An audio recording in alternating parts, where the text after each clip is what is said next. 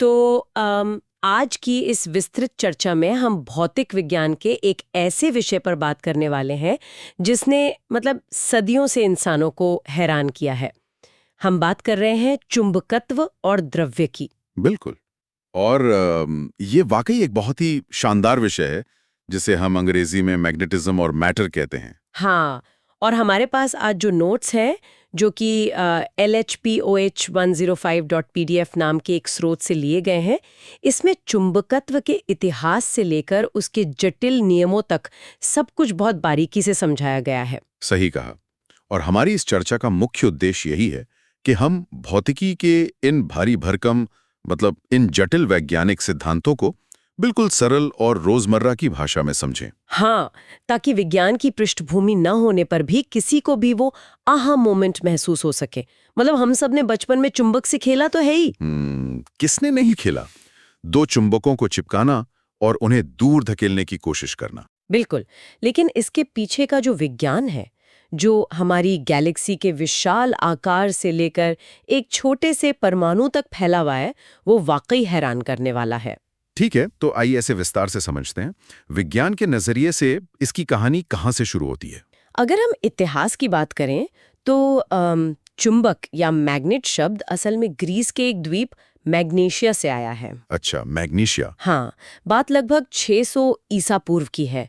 वहाँ कुछ ऐसे खास पत्थर मिले थे जिन्हें चुंबकीय अयस्क कहते हैं, जिनमें लोहे को अपनी ओर खींचने की स्वाभाविक ताकत थी। मतलब उस जमाने में तो ये किसी जादू जैसा ही लगता होगा ना? बिल्कुल जादू लगता था। लेकिन आज विज्ञान की मदद से हम जानते हैं कि सिर्फ वो पत्थर ही नहीं, बल्कि हमारी पूरी की पूरी पृथ्वी ही एक विशाल चुंबक की तरह काम करती है। हाँ, और पृथ्वी का भी अपना एक चुंबकीय क्षेत्र है जो भौगोलिक दक्षिण से उत्तर की ओर संकेत करता है। इसी वजह से तो कंपास की सुई हमेशा उत्तर दक्षिण दिशा में ठहरती है। सही कहा आपने। अब अगर हम एक साधारण छड़ चुंबक या बार मैग्नेट की बात करें तो हम सभी जानते हैं कि उसमें दो ध्रुव होते हैं, एक उत्तरी ध्रुव और एक दक्षिणी ध्रुव। और उनके गुण भी बहुत बुनियादी हैं। जैसे समान ध्रुव एक दूसरे को धकेलते हैं, जिसे प्रतिकर्षण कहते हैं, और विपरीत ध्रुव एक दूसरे को खींचते हैं। बिल्कुल। लेकिन हमारे नोट्स जिस बात को सबसे प्रमुखता से सामने रखते हैं वो एक बहुत ही गहरा रहस्य है। वो ये है कि चुंबक के इन ध्रुवों को कभी अलग नहीं किया जा सकता। मतलब अगर मैं एक छड़ चुंबक को बीच से तोड़ दूं तो क्या होगा? लकड़ी को तोड़ने पर तो दो टुकड़े हो जाते हैं। लकड़ी के मामले में हाँ, लेकिन चुंबक को तोड़ने पर ऐसा बिल्कुल नहीं होगा कि आपके एक हाथ में सिर्फ उत्तरी ध्रुव बचे और दूसरे में सिर्फ दक्षिणी ध्रुव। तो फिर क्या होगा? जैसे ही आप उसे तोड़ेंगी वे दोनों टुकड़े तुरंत दो नए और पूर्ण चुंबक बन जाएंगे। दोनों में फिर से अपना अपना उत्तरी और दक्षिणी ध्रुव आ जाएगा। अरे वाह! मतलब हम उन्हें तोड़ते जाएं, परमाणु के स्तर तक भी चले जाएं। तो भी हर छोटा हिस्सा एक पूर्ण द्विध्रुव या डायपोल ही रहेगा। शास्त्रीय भौतिकी में इसे ऐसे कहते हैं कि अकेले चुंबकीय ध्रुव या मैग्नेटिक मोनोपोल का कोई अस्तित्व है ही नहीं। प्रकृति में अकेला उत्तरी या अकेला दक्षिणी ध्रुव पाया ही नहीं जाता। ये तो वाकई बहुत दिलचस्प है। अब इस अदृश्य चुंबकीय ताकत को समझने के लिए वैज्ञानिक एक बहुत ही मजेदार तरीके का इस्तेमाल करते हैं। आप चुंबकीय क्षेत्र रेखाओं की बात कर रही हैं ना? हाँ, वो लोहे के बुरादे वाला क्लासिक प्रयोग। जब हम चुंबक के आसपास बुरादा छिड़कते हैं तो वो खुद को एक खास पैटर्न में सजा लेता है। और वो पैटर्न दरअसल इन्हीं अदृश्य चुंबकीय क्षेत्र रेखाओं का भौतिक रूप है। इन रेखाओं के व्यवहार को समझना ही चुंबकत्व को समझने की असली चाबी है। बिल्कुल, और नोट्स के अनुसार इनकी सबसे पहली और खास बात यह है कि ये रेखाएं हमेशा लगातार बंद लूप बनाती हैं। Close loops. हाँ, और यही बात इन्हें विद्युत रेखाओं से बिल्कुल अलग कर देती है। विद्युत रेखाएं तो पॉजिटिव चार्ज से शुरू होकर नेगेटिव पर खत्म हो जाती हैं। लेकिन चुंबकीय रेखाओं का कोई शुरुआती अंत नहीं होता है ना? बिल्कुल नहीं। वो चुंबक के बाहर उत्तर से निकलकर दक्षिण तक जाती हैं और फिर चुंबक के अंदर अंदर वापस दक्षिण से उत्तर की ओर आकर एक पूरा घेरा बना लेती हैं। एक और बात जो नोट्स में दी गई है कि अगर हम इन रेखाओं के किसी भी बिंदु पर एक सीधी स्पर्श रेखा या टैंजेंट खींचें तो क्या होगा? तो वो टैंजेंट उस सटीक बिंदु पर चुंबकीय क्षेत्र की दिशा को दर्शाएगा। और हाँ, जहां ये रेखाएं ज्यादा घनी होती हैं, जैसे ध्रुवों के पास, वहां चुंबकीय क्षेत्र सबसे मजबूत होता है। अच्छा, एक नियम जिस पे बहुत जोर दिया गया है वो यह है कि ये रेखाएं कभी भी एक दूसरे को नहीं काटती। ऐसा क्यों?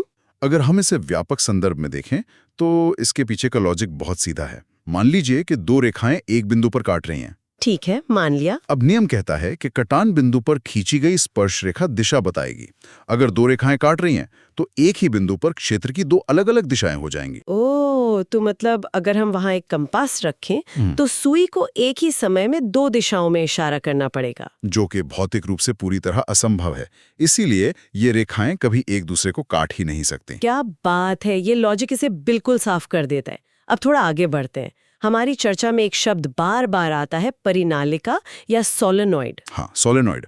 इसे ऐसे समझें कि एक तार को स्प्रिंग की तरह गोल गोल लपेटा गया है। और जब उस तार से करंट या विद्युत धारा गुजारी जाती है तो वो बिल्कुल एक छड़ चुंबक की तरह बर्ताव करने लगता है। बिल्कुल।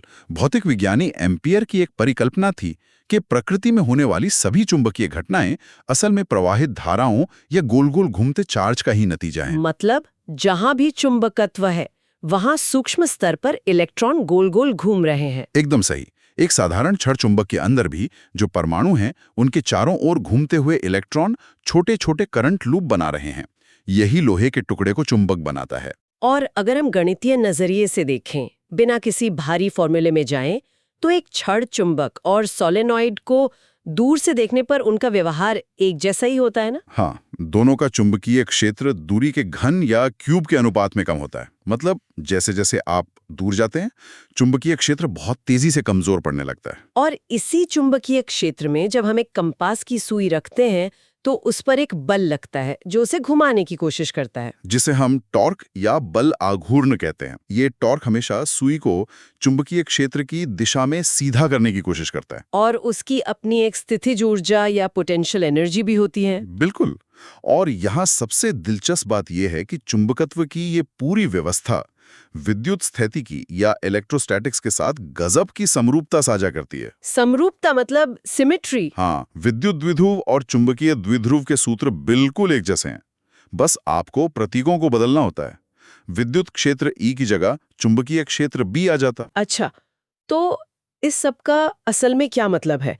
मतलब जब हम इन रेखाओं और समरूपता को समझ लेते हैं तो चुंबकत्व के लिए गाउस का नियम हमें क्या नया नजरिया देता है? गाउस का नियम सुनने में बड़ा सीधा लगता है। ये कहता है कि किसी भी बंद सतह से गुजरने वाला कुल चुंबकीय फ्लक्स हमेशा शून्य होता है। कुल फ्लक्स शून्य होता है। इसे थोड़ा सरल भाषा में समझाएंगे? देखिए, कल्पना कीजिए कि आपके पास किसी भी आकार का एक काल्पनिक बंद डिब्बा है। आपने उसे चुंबकीय क्षेत्र में रख दिया। ठीक है, डिब्बा रख दिया। अब उस डिब्बे के अंदर जितनी चुंबकीय रेखाएं प्रवेश करेंगी, ठीक उतनी ही रेखाएं उस डिब्बे से बाहर भी निकल जाएंगी। अंदर कुछ नहीं रुकेगा, इसलिए कुल जोड़ शून्य होगा। लेकिन ऐसा क्यों? विद्युत क्षेत्र में तो डिब्बे के अंदर का चार्ज तय करता है कि फ्लक्स कितना होगा। चुंबक में ऐसा क्यों नहीं? इससे एक बहुत ही महत्वपूर्ण सवाल उठता है और इसका जवाब हमें वापस उसी नियम पर ले जाता है, मैग्नेटिक मोनोपोल का ना होना। ओह, मतलब अकेला ध्रुव नहीं होता इसलिए। बिल्कुल। विद्युत क्षेत्र में एक अकेला पॉजिटिव चार्ज हो सकता है जो डिब्बे के अंदर बैठकर रेखाओं को बाहर फेंके, लेकिन चुंबकत्व में ऐसा कोई एक स्रोत या समाप्ति बिंदु नहीं होता। मतलब जहां उत्तरी ध्रुव रेखाओं को बाहर निकालेगा, वहीं जुड़ा हुआ दक्षिणी ध्रुव उन्हें वापस अंदर ले लेगा। एकदम सही। इसी वजह से किसी भी बंद सतह में चुंबकत्व का कुल प्रभाव हमेशा शून्य ही रहता है। यह वाकई प्रकृति की एक शानदार व्यवस्था है। अब हम इस चर्चा के सबसे व्यवहारिक हिस्से पर आते हैं। अलग अलग पदार्थ चुंबक के प्रति अलग अलग व्यवहार क्यों करते हैं? हाँ, ये बहुत ही मजेदार विषय है। कोई चीज चिपकती है, कोई नहीं चिपकती, और कोई तो दूर भागती है। और भौतिक विज्ञानी इसे मापने के लिए कुछ पैमानों का इस्तेमाल करते हैं। पहला है चुंबकन, जिसे M कहते हैं। सरल शब्दों में कोई पदार्थ अंदर से कितना चुंबकित हो गया है। और दूसरा है चुंबकीय तीव्रता या H। ये वो बाहरी बल है जो उस पदार्थ को चुंबकित करने की कोशिश कर रहा है। और इन दोनों के बीच का रिश्ता एक छोटी सी संख्या तय करती है, जिसे चुंबकीय प्रवृत्ति या मैग्नेटिक ससेप्टिबिलिटी कहते हैं। इसे ग्रीक अक्षर काय से दर्शाते हैं। बिल्कुल।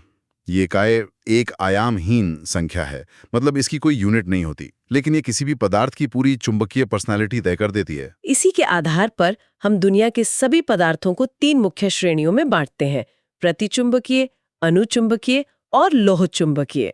तो चलिए सबसे पहले बात करते हैं प्रतिचुंबकत्व की। जिसे डायामैग्नेटिज्म कहते हैं। यहाँ ये बात और भी ज्यादा रोचक हो जाती है, क्योंकि ये वो पदार्थ है जो बाहरी चुंबकीय क्षेत्र से दूर भागते हैं। मतलब इनमें प्रतिकर्षण होता है। हाँ, अगर आप इन्हें शक्तिशाली चुंबकीय क्षेत्र में रखें तो ये कमजोर क्षेत्र की ओर भागने की कोशिश करते हैं। पानी, तांबा और बिस्मथ इसके बेहतरीन उदाहरण हैं। मतलब तकनीकी रूप से अगर हमारे पास एक बेहद शक्तिशाली चुंबक हो तो हम पानी को भी धकेल सकते हैं, लेकिन ऐसा होता क्यों है? इसका कारण बहुत ही सूक्ष्म स्तर पर है। जब हम बाहर से चुंबकीय क्षेत्र लगाते हैं तो लेंस के नियम के कारण पदार्थ के भीतर घूम रहे इलेक्ट्रॉनों की गति बदल जाती है। लेंस का नियम मतलब जो बदलाव का विरोध करता है? बिल्कुल। इस वजह से पदार्थ के अंदर बाहरी क्षेत्र की बिल्कुल विपरीत दिशा में एक चुंबकत्व पैदा हो जाता है और इसीलिए ये बाहरी चुंबक को धकेलने लगता है। और इस दूर भागने वाले गुण का सबसे चमत्कारिक रूप हमें अति चालकों यानी सुपर कंडक्टर्स में देखने को मिलता है। हाँ, सुपर कंडक्टर्स।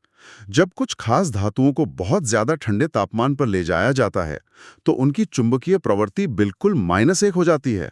मतलब वो पूरी तरह से प्रतिचुंबकीय हो जाते हैं और चुंबकीय रेखाओं को पूरी तरह बाहर निकाल फेंकते हैं, जैसे कोई अदृश्य ढाल बना ली हो। और विज्ञान की दुनिया में इस घटना को माइजनर प्रभाव या मीसनर इफेक्ट कहते हैं। और इसका सबसे शानदार वास्तविक दुनिया का उपयोग है मैग्लेव ट्रेनें, जो पटरियों को छूती ही नहीं है। सही कहा। सुपर कंडक्टिंग मैग्नेट्स के इसी भारी प्रतिकर्षण बल के कारण ये ट्रेनें पटरियों के ऊपर हवा में तैरती हैं। घर्षण खत्म हो जाता है और गति अविश्वसनीय हो जाती है। अब दूसरी श्रेणी पर आते हैं, अनुचुंबकत्व या पैरामैग्नेटिज्म। ये ऐसे पदार्थ हैं जो चुंबक की ओर बहुत ही कमजोर आकर्षण महसूस करते हैं, जैसे एल्यूमिनियम या सोडियम। ऑक्सीजन गैस भी इसी का उदाहरण है। इन पदार्थों के हर परमाणु का अपना एक स्थायी चुंबकीय द्विध्रुव होता है, यानी हर परमाणु एक नन्हा चुंबक है। लेकिन फिर ये लोहे की तरह मजबूती से क्यों नहीं चिपकते? क्योंकि सामान्य तापमान पर तापीय गति या थर्मल मोशन के कारण ये नन्हे चुंबक इतनी बेतरतीब दिशाओं में होते हैं कि कुल प्रभाव शून्य हो जाता है। तो मतलब जब तक बाहर से कोई बल न लगे वे आपस में ही एक दूसरे का प्रभाव खत्म करते रहते हैं। बिल्कुल। लेकिन जब बाहर से शक्तिशाली चुंबकीय क्षेत्र लगता है तो ये नन्हे चुंबक थोड़ा सा बाहरी क्षेत्र की दिशा में संरेखित होने लगते हैं, जिससे हल्का सा चुंबकत्व आ जाता है। समझ गए। अब आते हैं उस श्रेणी पर जिससे हम सबसे ज्यादा वाकिफ हैं, लोह चुंबकत्व या फेरोमैग्नेटिज्म। लोहा, कोबाल्ट और निकेल इसके उदाहरण हैं। ये वो पदार्थ हैं जो चुंबक की ओर बहुत तेजी से खींचते हैं और खुद भी शक्तिशाली चुंबक बन सकते हैं। लेकिन सवाल ये है कि अनुचुंबकीय पदार्थों में भी तो नन्हे चुंबक थे, फिर लोहे जैसे पदार्थ इतने ज्यादा शक्तिशाली कैसे हो जाते हैं? नोट्स में इसके लिए एक शब्द है, डोमेन। हाँ, डोमेन लोह चुंबकत्व की असली चाबी है। इसे बहुत ही सरल रूप में ऐसे कल्पना करें कि लोहे के अंदर छोटे छोटे इलाके या मोहल्ले बने हुए हैं। मुझे ये मोहल्ले वाली एनालॉजी बहुत पसंद आई। तो इन्हीं मोहल्लों को डोमेन कहते हैं। ये आकार में लगभग 1 मिलीमीटर के होते हैं, लेकिन एक अकेले डोमेन में लगभग 100 अरब परमाणु होते हैं। बाप रे, 100 अरब परमाणु एक मोहल्ले में! और लोह चुंबकीय पदार्थों की खासियत यह है कि एक ही मोहल्ले के सारे परमाणु एक ही दिशा में संरेखित रहते हैं। यानी उस पूरे मोहल्ले का एक ही विचार है, वे सब एक ही दिशा में देख रहे हैं। बिल्कुल। लेकिन सामान्य लोहे के टुकड़े में अलग अलग मोहल्लों की दिशाएं अलग अलग होती हैं। कोई मोहल्ला उत्तर देख रहा है, कोई पूरब। इसलिए पूरा टुकड़ा सामान्य अवस्था में चुंबक की तरह काम नहीं करता। सही। लेकिन जैसे ही आप बाहर से चुंबकीय क्षेत्र लगाते हैं, ये सारे मोहल्ले तेजी से बाहरी क्षेत्र की दिशा में घूमने लगते हैं। जैसे कोई बड़ी सेना पहले आराम कर रही थी और आदेश मिलते ही एक साथ एक ही दिशा में मार्च करने लगी हो। बहुत उम्दा उदाहरण। जब सारे डोमेन एक दिशा में हो जाते हैं तो वो लोहे का टुकड़ा एक बेहद शक्तिशाली चुंबक बन जाता है। और ये डोमेन की स्थिति ही तय करती है कि कोई चुंबक कठोर होगा या नर्म। हाँ, कठोर या हार्ड चुंबक वो होते हैं जिनमें बाहरी क्षेत्र हटाने के बाद भी डोमेन अपनी अनुशासित दिशा में डटे रहते हैं, वे बिखरते नहीं। जैसे कि एलेनिको, जिससे स्थायी चुंबक बनते हैं और जो स्पीकर्स में इस्तेमाल होता है। और दूसरी तरफ नरम या सॉफ्ट चुंबक वो हैं जिनमें बाहरी क्षेत्र हटाते ही डोमेन तुरंत वापस बिखर जाते हैं और चुंबकत्व खत्म हो जाता है। जैसे नर्म लोहा, जिसका इस्तेमाल ट्रांसफार्मर बनाने में किया जाता है। और इस पूरी प्रक्रिया में तापमान का भी एक बहुत बड़ा खेल है। हाँ, तापमान बढ़ाने पर क्या होता है? अगर आप किसी शक्तिशाली लौह चुंबक का तापमान बहुत ज्यादा बढ़ा दें, तो तापीय ऊर्जा इतनी बढ़ जाती है कि वो इन डोमेन्स के अनुशासन को पूरी तरह तोड़ देती है। ओह, तो मतलब चुंबक अपनी ताकत खो देता है? बिल्कुल। एक निश्चित तापमान के बाद, जिसे क्यूरी तापमान कहते हैं, सारे डोमेन बिखर जाते हैं और एक मजबूत लौह चुंबक महज एक कमजोर अनुचुंबक बन जाता है। ये वाकई कमाल की बात है कि सिर्फ गर्मी देकर आप किसी धातु की पूरी चुंबकीय पहचान ही बदल सकते हैं। विज्ञान की यही बातें तो इसे इतना अद्भुत बनाती हैं। बिल्कुल। तो आज की इस लंबी और रोमांचक चर्चा को समेटते हुए हम देख सकते हैं कि ग्रीस के एक छोटे से द्वीप मैग्नेशिया से शुरू हुआ ये सफर हमें कितनी दूर ले आया है। चुंबकीय रेखाओं के जाल से लेकर गाउस के नियम और हवा में तैरती मैग्लेव ट्रेनों तक का सफर। चुंबकत्व ने हमारे ब्रह्मांड को समझने का वाकई एक बहुत ही खूबसूरत नजरिया दिया है। ये सफर वाकई बहुत ही ज्ञानवर्धक रहा। लेकिन इस चर्चा को खत्म करने से पहले मैं एक बहुत ही गहरा और सोचने पर मजबूर करने वाला विचार सामने रखना चाहूंगा। बिल्कुल, बताइए। हमने शुरुआत में बात की थी कि शास्त्रीय भौतिकी के अनुसार अकेले चुंबकीय ध्रुव या मैग्नेटिक मोनोपोल का कोई अस्तित्व नहीं है। चुंबक हमेशा जोड़े में ही आते हैं। हाँ, उत्तरी और दक्षिणी ध्रुव हमेशा साथ रहते हैं। लेकिन जब हम विद्युत की दुनिया देखते हैं, तो वहां धनात्मक और ऋणात्मक चार्ज अकेले रह सकते हैं।